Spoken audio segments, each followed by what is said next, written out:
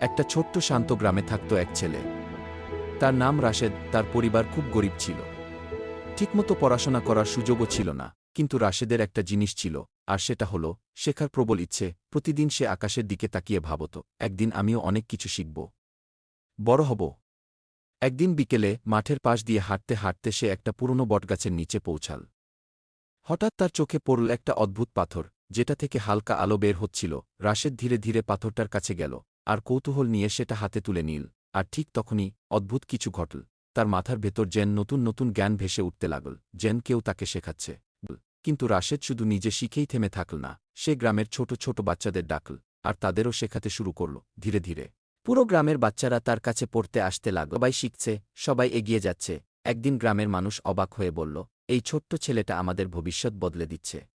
ভিডিওটা ভালো লাগলে একটা লাইক দিতে ভুলো না। ভিডিওর কোনো অংশ তোমাদের বেশি ভালো লেগেছে কমেন্টে জানাও, আর এরকম আরও মজার ভিডিও পেতে এখনই সাবস্ক্রাইব করো।